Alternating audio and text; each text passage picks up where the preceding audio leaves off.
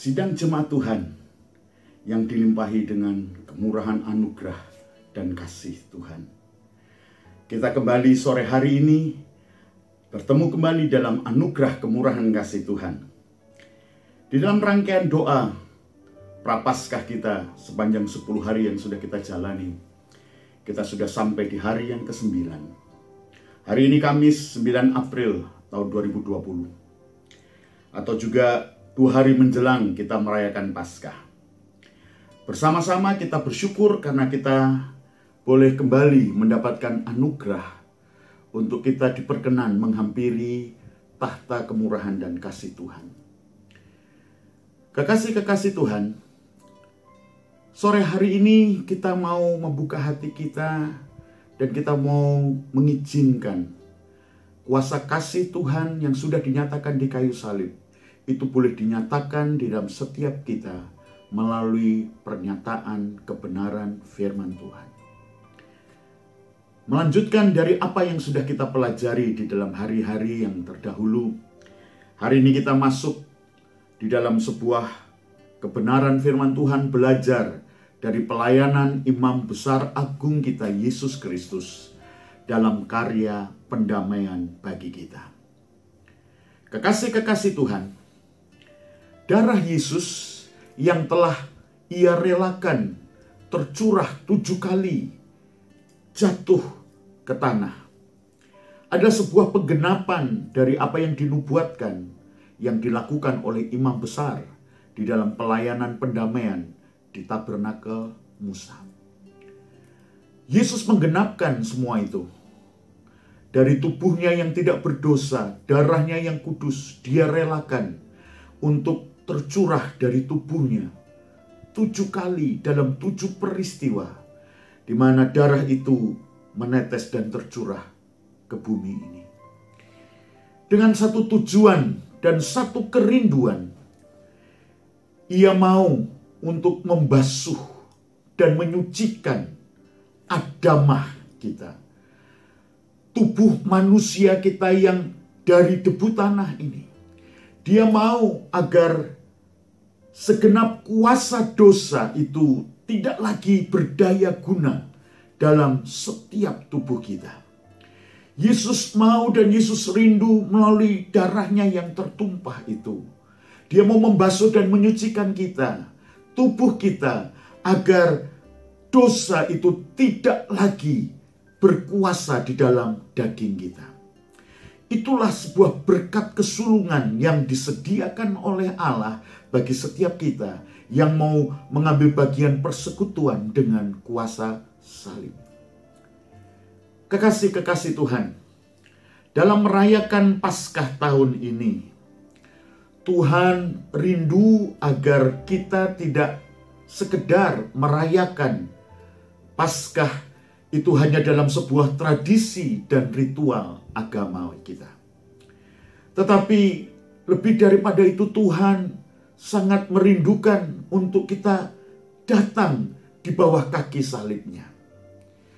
Pengorbanannya, darahnya telah menjadi jalan bagi kita untuk dengan penuh keberanian kita menghampiri tahta anugerah dan kita mendapatkan perkenanan Tuhan. Untuk kita menerima pertolongan, untuk kita mendapatkan pertolongan yang kita butuhkan. Di bawah kaki salibnya Ia mau kita datang agar kita menerima dan mengalami kuasa dari percikan darah anak domba itu. Percikan dari darah pendamaian yang sudah dicurahkan oleh Yesus di kayu salib. Kekasih-kekasih Tuhan, darah Habel yang tertumpah berteriak di hadapan Allah untuk menuntut pembalasan. Namun kita bersyukur bahwa darah Kristus Yesus yang tertumpah di kayu salib adalah kuasa yang telah dicurahkan kepada kita melalui darah itu. Suara dan kuasa dari pengampunan itu dilepaskan dan pendamaian itu dikerjakan oleh Yesus bagi kita. Allah berkehendak terjadinya rekonsiliasi, pemulihan hubungan, di mana kita manusia dapat dan diperkenan untuk kembali menghampiri tahta anugerah kemurahannya. Kekasih-kekasih Tuhan, di Taman Getsemani, tetes darah Yesus untuk pertama kali mulai tercurah dan jatuh ke tanah. Darah pendamaian itu dipercikkan ke Adamah. Allah mengundang kita untuk kita menerima percikan darah Yesus Kristus. Hal ini bukanlah sebuah ritual mistis. Tidak pula kita dapat atau diizinkan menggunakan darah Tuhan Yesus dalam kutip sebagai sebuah formula gaib. Kekasih-kekasih Tuhan, dijauhkan dari kita. Kita tidak diizinkan dan kita tidak mendapatkan kesempatan untuk menjadikan yang namanya tubuh dan darah Kristus itu menjadi sebuah formula gaib. Untuk kita mengalami sebuah ritual mistis. Tidaklah demikian. Tetapi kekasih-kekasih Tuhan, namun dengan sebuah tindakan iman yang berdasar firman Allah, kita mau datang dan membawa seluruh kehidupan kita di bawah kaki salib. Untuk kita menerima, untuk kita mengalami percikan darah Yesus, itu menyucikan dan mendamaikan kita. Di Getsemani, kita akan menemukan untuk yang pertama kali Yesus merelakan darahnya itu tertumpah. Dari 4 Injil semua menuliskan peristiwa ini. Di Injil Matius pasal yang ke-26, juga di Injil Markus pasal yang ke-14, demikian juga Injil Lukas pasal yang ke-22. Dan di dalam Yohanes pasal yang ke-18 mengisahkan tentang Getsemani ini, peristiwa Getsemani ini. Getsemani itu memiliki arti tempat memeras zaitun. Getsemani adalah sebuah tempat perkebunan buah zaitun yang dilengkapi dengan tempat pemerasan buah zaitun. Getsemani adalah tempat yang nyaman untuk berteduh di siang hari, dan adalah tempat yang aman untuk kita berlindung di malam hari. Tempat ini sangat ideal bagi Yesus, untuk Yesus itu mengambil waktu menyendiri dan berdoa kepada Bapa. Getsemani adalah tempat yang begitu dramatis dalam sejarah kehidupan manusia di dunia ini dimulai. Di tempat ini sebuah doa yang begitu dahsyat dan berkuasa itu dipanjatkan dan dinaikkan kepada Bapa di sorga. Doa yang sanggup menggoncangkan semua sendi-sendi dan pertahanan dari kerajaan maut. Doa yang membuat tahta kemuliaan dan agung dari Bapa yang ada di dalam kerajaan sorga itu dipenuhi dengan dupa yang harum. Seperti peristiwa pada saat di mana Maria memecahkan buli-buli itu yang berisi minyak narwastu itu dan dicurahkannya di bawah kaki Yesus. Seluruh ruangan itu semerbak harum minyak narwastu. Itu memenuhi semua ruangan itu. Bahkan minyak narwastu yang dicurahkan di kaki Yesus itu sampai pada saat Yesus disalibkan di Bukit Golgota, di atas kayu salib, tubuh Yesus tergantung. Bau harum dari minyak narwastu itu masih dapat dicium oleh banyak orang yang menyaksikan, yaitu penyaliban Yesus di Golgota. Satu dupa yang harum yang akan memenuhi tahta anugerah Bapa. Itu terjadi pada waktu doa yang dahsyat itu dinaikkan oleh Yesus di Getsemani. Doa yang lebih dahsyat dari doa yang pernah dinaikkan manusia, yang sanggup untuk menahan hujan agar tidak turun ke bumi sepanjang 3,5 tahun. Doa yang lebih dahsyat dari doa yang sanggup untuk menurunkan hujan kembali ke bumi. Bahkan doa yang sanggup menurunkan api dari sorga ke bumi ini. Doa di Taman Getsemani, doa yang lebih dahsyat bahkan dari doa yang bisa dinaikkan untuk menghardik badai dan meneduhkan gelombang. Doa itu adalah doa yang Yesus naikkan. Ya Bapa, bukan kehendakku yang jadi, namun kehendak-Mu saja yang jadi. Kekasih-kekasih Tuhan, kita perlu untuk mengerti dan mengalami dari sebuah kuasa doa yang begitu dahsyat dan ajaib yang Yesus naikkan di Taman Getsemani ini. Ya Bapa, bukan kehendakku yang jadi, namun biarlah kehendak-Mu saja yang jadi. Ini harus merupakan sebuah awal yang penting yang tidak boleh kita lewatkan dalam kehidupan baru kita sebagai orang yang percaya kepada Yesus. Inilah sebuah hidup pertobatan yang harus selalu ada dan yang tetap tinggal dalam setiap langkah-langkah kehidupan kita yang Tuhan masih percayakan kita jalani. Kekasih-kekasih Tuhan, dalam perenungan merayakan Paskah tahun ini, kita disadarkan bukan liturgi dan ritual agama yang Tuhan inginkan dan Tuhan kehendaki untuk kita lakukan dalam kita merayakan Paskah tahun ini.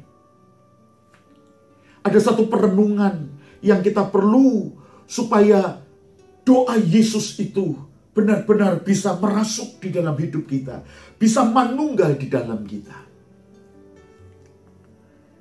Kekasih-kekasih Tuhan, kondisi yang sekarang ini terjadi yang sering kali kita tidak sadari. Altar gereja sudah sering kita jadikan menjadi panggung pertunjukan keagamaan kita. Tuhan menghendaki supaya kita kembalikan kembali fungsi yang sesungguhnya, di mana altar gereja itu harus menjadi sebuah mezbah, di mana kehidupan setiap pribadi kita persembahkan kepada Tuhan. Ritual dan liturgi dari ibadah di gedung gereja dihentikan. Karena Tuhan menghendaki ibadah yang sejati itu terjadi di dalam setiap pribadi kita. Dan di sebuah lembaga yang ditetapkan oleh Tuhan, di mana Ia mau hadir, di mana Ia mau bertahta, yaitu lembaga rumah tangga kita. Tuhan mau semua ritual dan liturgi dari ibadah di gedung gereja itu dikembalikan kepada sebuah ibadah yang sejati, di mana mezbah Tuhan kita bangun, di mana kehidupan pribadi kita persembahkan di atas mezbah itu menjadi satu korban yang hidup, yang kudus, yang berkenan kepada Allah. Di satu lembaga yang Tuhan tempatkan dan tetapkan di dunia ini, di mana Dia berkenan hadir, yaitu rumah tangga kita. Mimbar gereja yang sering dibuat tempat untuk membangun reputasi dan keakuan manusia harus segera kita akhiri.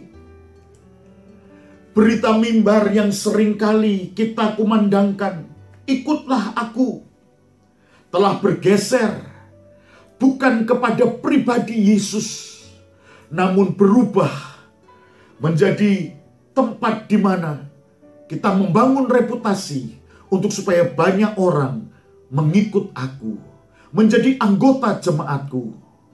Dan tanpa kita sadari, kita telah membawa begitu banyak umat Tuhan itu tersesat, yaitu mereka mengikuti jalan-jalan kita. Bukan jalan kebenaran dan hidup yang ada di dalam Kristus. Bukan jalan salib yang dimana Yesus mau kita mengikut Dia. Tetapi seringkali kita sudah mengubahnya menjadi jalan yang lebar, jalan yang menyukakan daging, jalan yang berfokus kepada keakuan kita manusia. Mari kita kembali kepada sebuah kehidupan Kristen yang murni, sebuah kehidupan Kristen yang sejati. Seperti doa Yesus di Getsemani, "Ya Bapa, bukan kehendakku, namun biarlah kehendak-Mu saja yang jadi." Kekasih-kekasih Tuhan, doa yang Yesus naikkan di Taman Getsemani tidaklah seindah dari rangkaian kata puisi yang kita bisa susun dalam sebuah narasi doa kita. Namun kalau kita mau merenungkan kembali, namun kalau kita mau menghayati peristiwa di mana dimulai di dalam Taman Getsemani itu, Yesus merelakan darahnya itu tertumpah di bumi ini.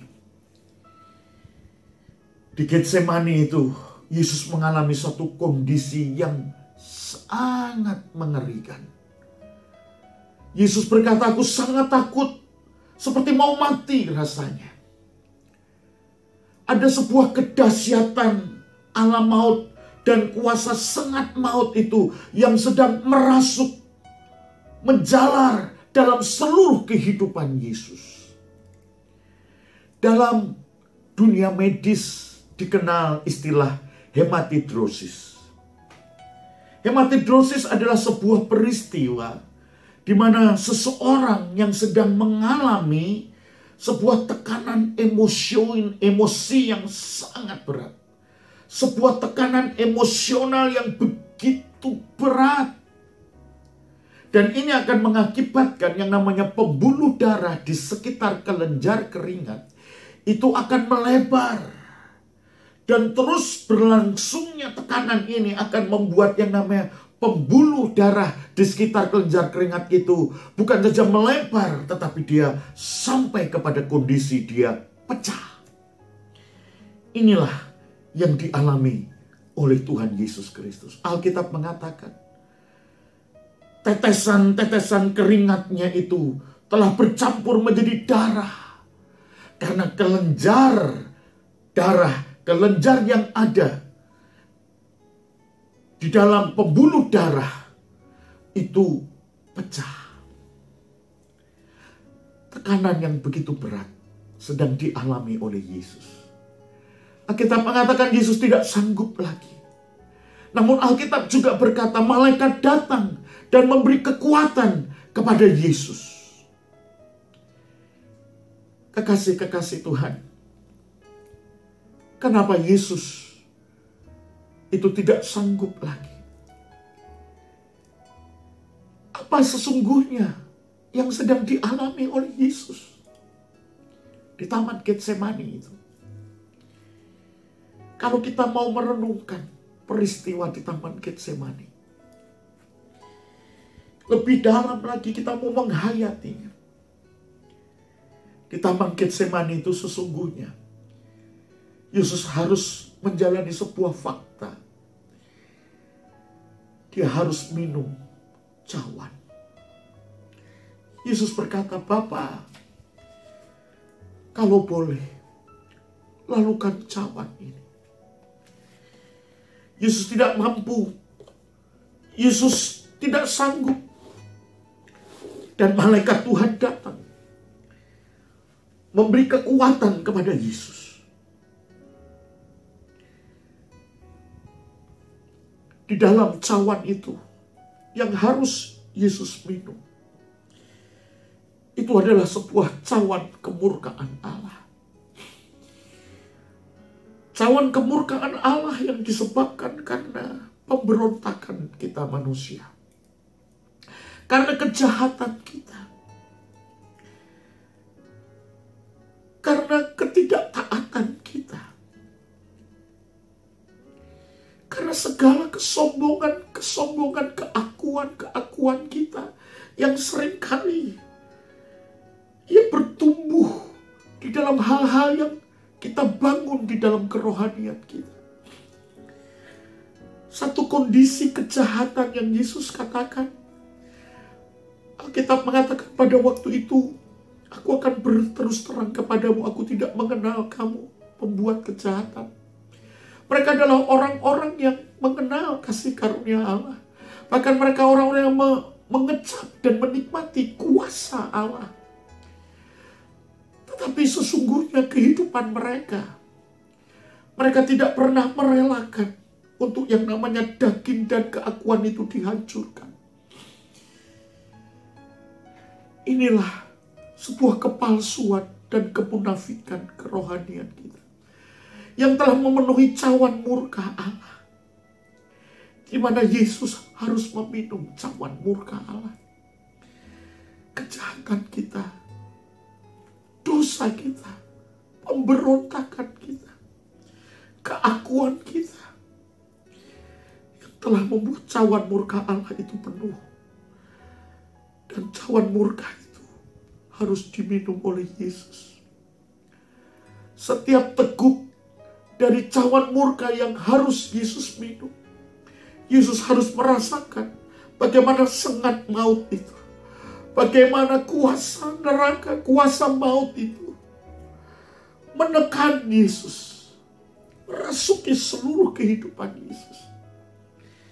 Yesus berdoa, Bapa, kalau boleh lalukan cawan ini. Yesus tidak mampu.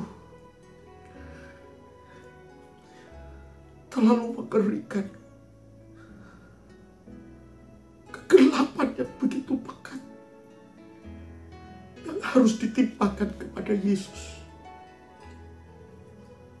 Yesus tidak mampu. Yesus berkata kepada 3 muridnya, temani aku. Yesus tidak minta kepada 3 muridnya untuk menanggung beban ini. Tapi Yesus hanya minta kepada 3 muridnya untuk menemani. Tapi kekasih-kekasih Tuhan, apalah yang terjadi di Taman Getsemani ini? Yesus harus orang diri. Yesus harus menjalaninya. Dan Yesus berkata, Bapa, bukan kehendakku, tapi biarlah kehendakmu yang jadi. Dan kekasih-kekasih Tuhan, di Getsemani itulah darah Yesus tertumpah untuk yang pertama kali dan jatuh ke tanah. Dia ingin menyucikan adamah kita, tubuh jasmani kita yang terbuat dari debu tanah. Yesus mau membebaskan dari semua yang namanya sengat dosa. Yesus ingin supaya kuasa dosa itu tidak lagi berdaya guna di dalam tubuh kita. Yesus mau kita mengalami persekutuan, supaya kita melalui persekutuan dengan salib Kristus, berkat kesulungan itu kita alami dan terjadi dalam hidup kita. Mari di dalam perenungan Paskah malam hari ini, persekutuan dengan tubuh dan darah Yesus yang seringkali kita lakukan di dalam perjamuan kudus, di dalam liturgi gereja kita. Kita mengalami sebuah pembaharuan. Kita tinggalkan hal-hal yang agamawi. Tapi mari kita mau masuk dan mengalami makna yang sesungguhnya. Yesus mau kita mengalami kuasa menang atas dosa, sehingga dosa itu tidak lagi berkuasa atas daging, atas tubuh kita. Supaya hidup yang Tuhan masih izinkan kita jalani, ada satu kehidupan di mana kemenangan Kristus atas maut dan alam maut. Dia telah bangkit dan dia telah mengalahkan semuanya dengan kuasa kebangkitannya. Biar itu terjadi di dalam kehidupan kita. Kekasih-kekasih Tuhan, dari Getsemani Ada langkah-langkah di mana darah Kristus tertumpah sampai di kayu salib. Tangan dan kakinya dipakukan di kayu salib. Darahnya tertumpah kembali. Sampai pada waktu dia sudah mati di kayu salib. Kebiasaan yang seringkali dilakukan oleh tentara Romawi untuk memastikan mereka yang dihukum di kayu salib telah mati adalah mereka mematahkan tulang kaki mereka. Tetapi itu tidak terjadi di dalam Kristus untuk menggenapkan bahwa tidak ada satu tulang pun yang patah di dalam Kristus. Tentara Romawi itu berinisiatif untuk memastikan bahwa Yesus yang sudah mati di kayu salib, ia mengambil tombak. Dan dia mencucukkan tombak itu di lambung Yesus. Dirusuk di antara rusuk Yesus. Dan Alkitab mengatakan air dan darah kembali mengalir dan tercurah dari tubuh Yesus, jatuh ke bumi ini. Itulah kuasa kelahiran baru yang Yesus mau kita alami. Bukan hanya sebagai status agama, bukan sebuah keyakinan agamawi kita, tapi kita mengalami kelahiran baru yang sesungguhnya, yaitu kita dilahirkan melalui persekutuan dengan Yesus di kayu salib. Sehingga oleh kuasa salib itulah kita akan menjalani hari-hari kehidupan kita. Di saat dunia ini akan lenyap dan berlalu, tetapi kehidupan Kristus itu akan terus makin bertambah di dalam kehidupan kita. Iman, pengharapan, kasih kita bukan saja kepada apa yang kita butuhkan untuk hidup di dunia ini. Pertolongan, pemeliharaan, berkat-berkat yang secara jasmani dan materi kita butuhkan. Bukan itu menjadi yang utama dan yang terutama di dalam pengiringan kita kepada Yesus. Tapi mari kita mau mencari kerajaan Allah. Bicara tentang kedaulatan dan kekuasaan Allah dalam hidup kita. Mencari kebenaran yang ada di dalam Allah. Yang semuanya disediakan oleh Allah di dalam salib Kristus Yesus bagi kita. Biar itu yang menjadi utama di dalam hidup kekristenan kita. Maka segala yang kita butuhkan untuk di dunia ini, semuanya itu Tuhan tahu. Dan Tuhan akan tambah-tambahkan dalam hidup kita. Tetapi sesungguhnya mari kita mau mengalami persekutuan dengan kuasa salib itu. Supaya kita boleh mengalami kemuliaan salib itu terjadi di dalam kehidupan kita. Kekasih-kekasih Tuhan, biar kiranya dalam renungan kita, dalam persekutuan kita dengan firman Tuhan, kita membuka hati kita dan kita mengizinkan percikan darah pendamaian yang sudah dikerjakan oleh Yesus itu juga akan menguduskan adamah kita, menguduskan tubuh kita, sehingga roh, jiwa dan tubuh kita boleh terpelihara untuk supaya tidak bercacat dan bernoda, untuk terpelihara kudus di hadapan Allah, di mana kuasa dosa itu tidak lagi berdaya guna di dalam tubuh kita. Tuhan kiranya menolong dan memberkati kita semuanya.